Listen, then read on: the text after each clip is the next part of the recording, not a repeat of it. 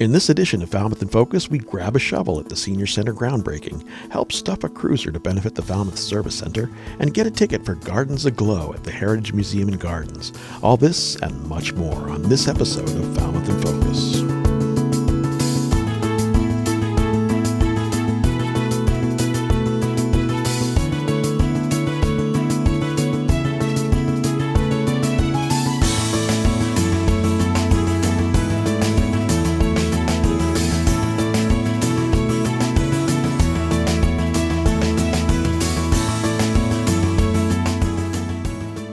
Hello and welcome to Falmouth in Focus, FCTV's current affairs program.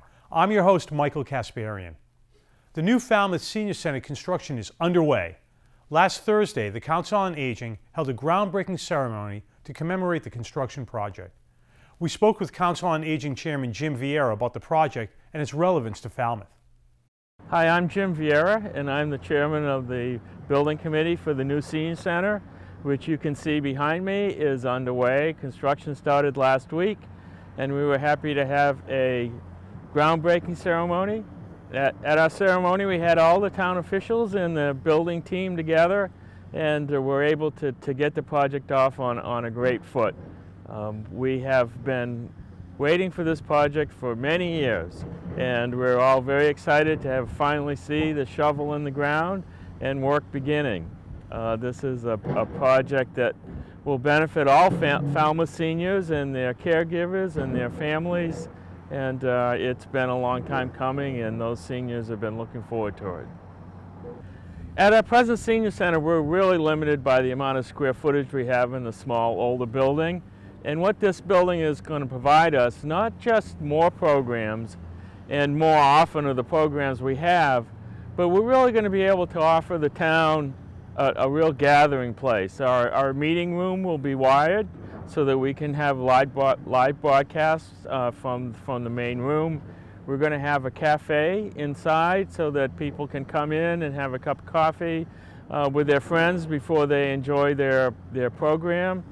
And it's really going to be an opportunity for us to have meals on our special occasions. Right now we have waiting lists for all of our programs, and it's really going to open that up. Our proximity to the recreation building next door is going to really enhance what we can do, multi-generational in the future, and we're really excited about the opportunity to present programs and lectures and learning experiences that we just haven't had in the past. Really planned on getting started this fall, and although it's a little late in the fall, we're still happy to get going. The concentration this winter and into the early spring is really on getting the site work done and getting the building up. Our goal is by the time the summer season comes around and the Commodores are active here and the rec building has their programs going, our work will be focused on the building and not on the site, so that we won't hamper those programs that are going on. So that'll happen over the course of the winter, and then in the spring and summer we'll be doing the interior portion of the work, and then hopefully late next fall or early winter, hopefully this time next year, we'll be having our holiday party in the new Senior Center. Construction is scheduled for completion in December of 2019. Thank you to Jeff Wyman for capturing this historic event. It's time now for three things from Town Hall, FCTV's condensed version of the takeaways from recent municipal meetings. Selections are chosen based on community impact. The 300 Committee made a presentation during the last Selectmen's meeting for permission to install several upgrades for the public to walk along the trails at Jones Pond and Cedar Swamp. Improvements include elevated boardwalks, informational kiosks, and bog bridges. The Selectmen praised this plan of the conservation land and only had slight concerns from members of the public who may have difficulty traversing portions of the boardwalk. Back here in this stretch. So we're utilizing the same footprints, but the difference this time around is we're using technoposts, which are an environmentally sensitive approach for the boardwalk footings. Those were used at T-Ticket Park. When we presented to Concom, that was a very important factor that we're minimizing disturbance in this wetland environment. Wheelchairs beyond the L aren't going to be recommended. There's handicap access here, and basically the only bar is that set of stairs. A large crowd gathered at Town Hall to hear a presentation and discussion of a possible AIDS support group constructing a facility on East Falmouth Highway to serve members of the public suffering from addiction. Part of the services provided would be a needle exchange program. Selectmen heard arguments from citizens both for and against this project. I'm pretty sure everyone in this room and everyone at home knows that Falmouth is saturated with drug addicts. There's drugs all over our town. We don't have to be told, we know it. I've had numerous phone calls, emails about this situation. We need your services. People just do not want your services in a neighborhood location. Counseling and, Thank you. and linkage to medical providers in the communities. And I think they do a really good job. And I wish that I would really just ask the board and the public to be open-minded and be educated rather than so shut off. I'm Thank really you. disappointed about that. After much debate on the Massachusetts Department of Transportation's proposed plan to widen the Route 28 corridor in Falmouth, the selectmen interviewed and selected 6 citizens to be part of a working group to come up with a consensus plan for the heavily traveled corridor. And just someone who's not in a butter, but has kind of a good connection to the community, and I think somebody who's is fair-minded and will hear people out. Any more comments on Mr. Sylvia? Nope, I think he'll do fine. All those in favor? Aye. Aye. Great, so that is our committee. It is James Marshall, Allison Leshin, John Sylvia Sr., Greg Berkeley, Rachel Howard, Mary Barry. Congratulations, thank you so much for your interest. Very much appreciate stepping up. Thank you very much. To see the meetings in their entirety, check out Government Channel 15's program schedule at fctv.org. We're going to take a quick break, and when we return, we'll visit Falmouth's Museums on the Green. Stay with us. If you could help someone by spending an hour or 2 a week, every week or 2, would you? I hope so. Hi, my name is Susan Laux, and I'm the director of Neighbourhood Falmouth, the organization in town that's making a huge difference for Falmouth seniors. We help seniors get to their doctor's appointments and to the grocery store. We have people who will help with one-off projects around the house, and we help provide friendship and companionship and social interaction for people who are getting isolated. And we could help more Falmouth seniors if we had more volunteers. So, if you might be able to become a Neighbourhood Falmouth volunteer, please let us know. Go onto our website, neighborhoodfalmouth.org, shoot me an email, director@neighborhoodfalmouth.org, or give me a call, 508-564-7543. Volunteers always welcome and always needed. Welcome back. As part of its annual Christmas Traditions events, Falmouth Museums on the Green hosted tours of the historic 1790 Dr. Francis Wicks House, decorated for the holidays by the Falmouth Garden Club. Each year, we decorate our 1790 Dr. Francis Wicks House with the help of the Falmouth Garden Club in different Christmas traditions. This year, we are honoring 1918, 100 years ago. It is the end of World War I.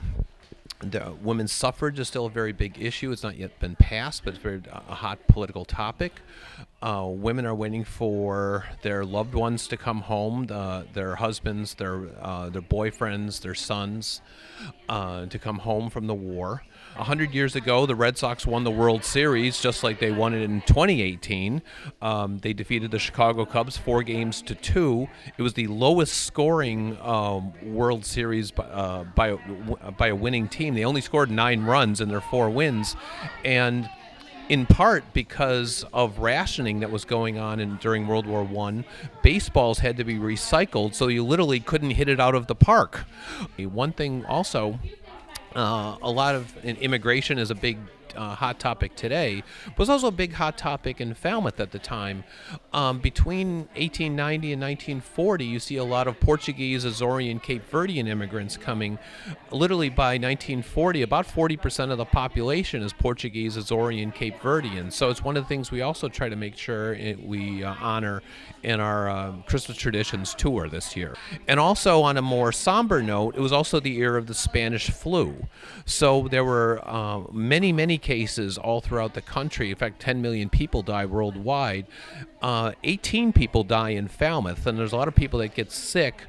So it was something that afflicted the local population as well as the world population. So we try to take a wide swath of looking back in the Wayback Machine and try to let people know what it was that may have been going on in a house that frankly people forget that Massachusetts didn't allow public celebration of Christmas until the 1850s.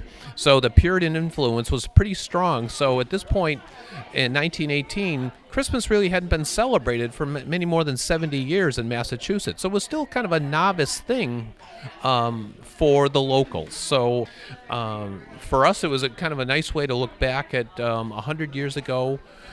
This is what was going on in Falmouth. This was going on in southeastern Massachusetts. This was going on in the northeast. This was going on in the country.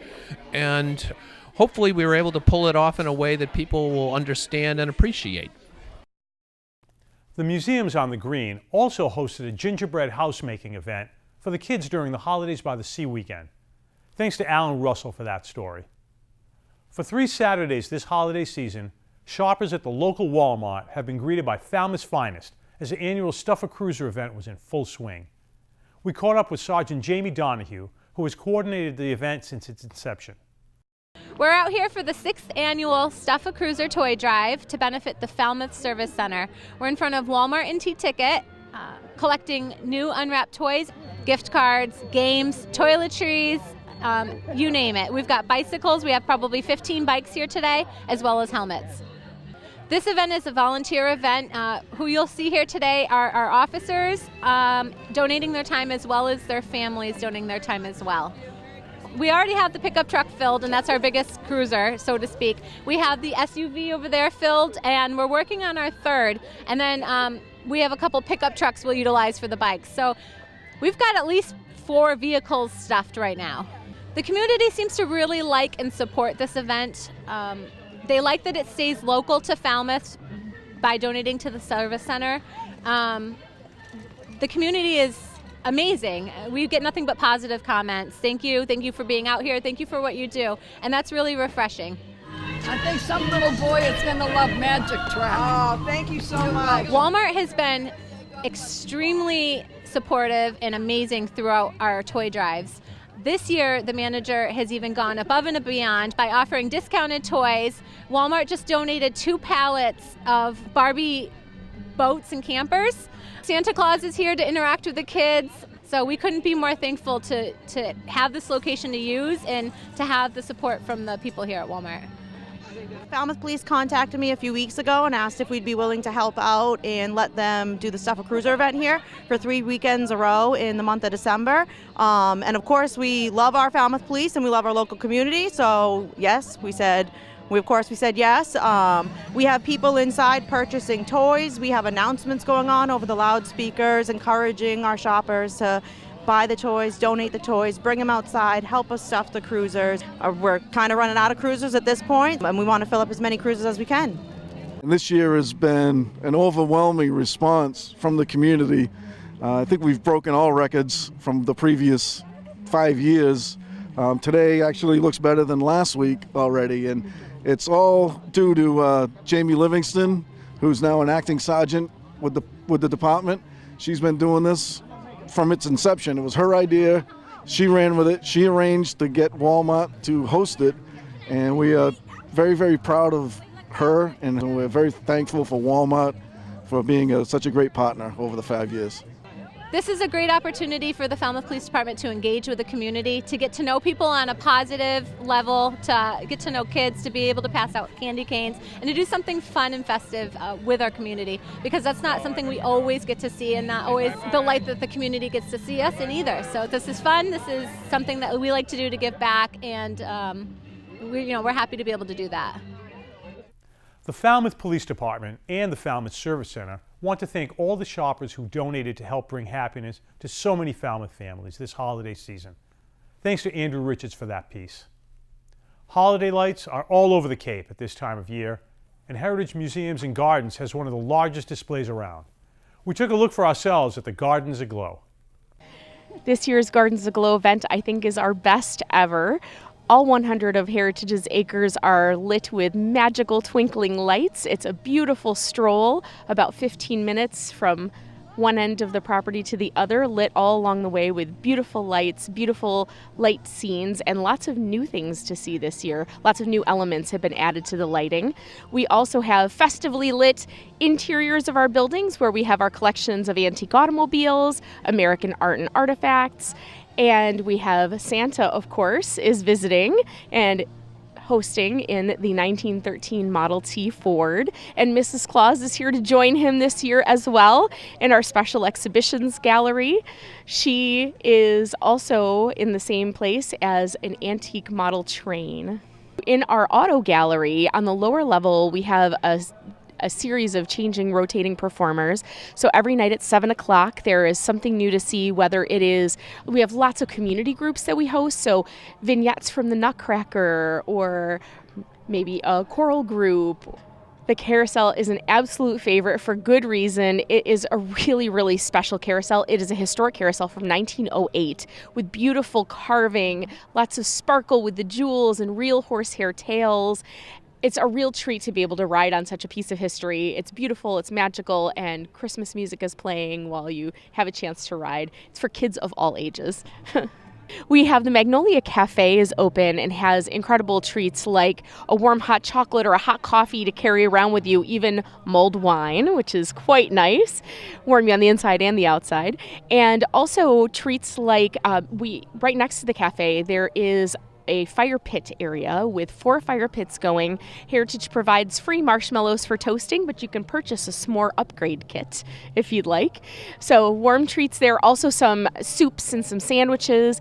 And then as you stroll further along up, next to the building where Mrs. Claus is, there's also an outdoor play space called the Polar Play Space that's new this year with these giant blocks to build with. And also right there is the Cape Cod Donuts food truck, which has an assortment of hot, delicious, fresh donuts, really, really fresh. He makes them throughout the evening, and an opportunity to get either cold or warm cider there as well. And on Fridays and Saturdays, we also have some special performances those nights as well. On Fridays, we have strolling carolers going throughout the grounds, and on Saturday nights, we have an ice sculptor who is here and creates ice sculptures before your eyes that you then also have the opportunity to use as a photo opportunity. There are sculptures you can actually insert your face into for a photo op. So those are some fun features those nights as well.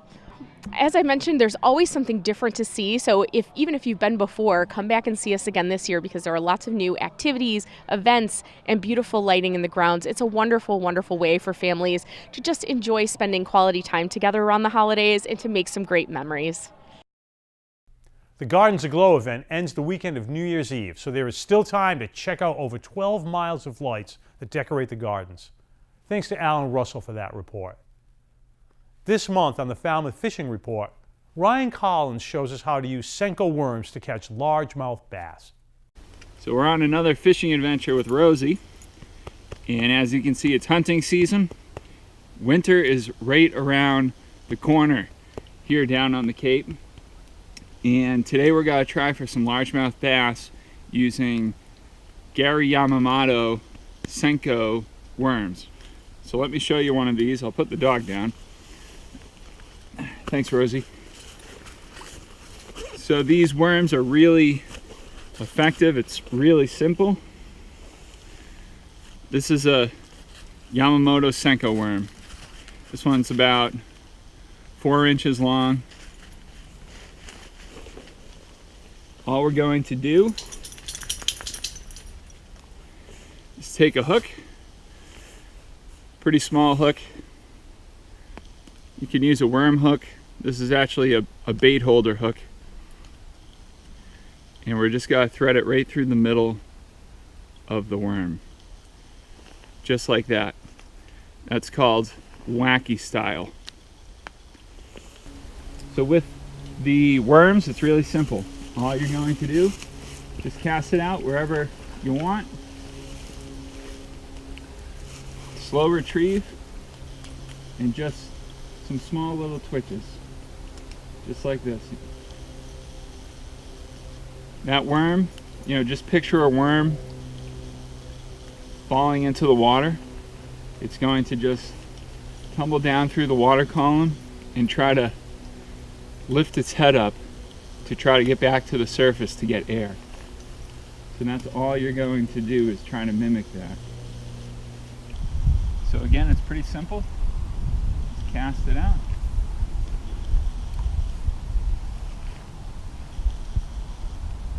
Keep slight tension on the line. That way you can feel the bite if they pick it up as the worm's falling, which they often do. And then just slowly lift the rod tip up. Give it a couple little twitches. There we go. Oh, stay with me.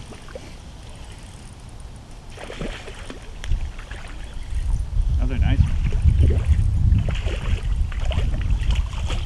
I think he hit it as the worm was falling down through the water column, which is pretty typical. Hey Rosie, check this out. Got a nice one. Look at that. Not bad, huh? Oh boy. Nice. Oh, don't touch that.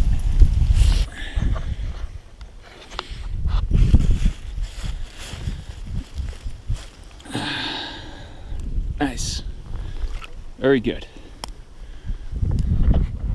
And that's how you fish a Senko worm. Pretty simple stuff. Works really, really well.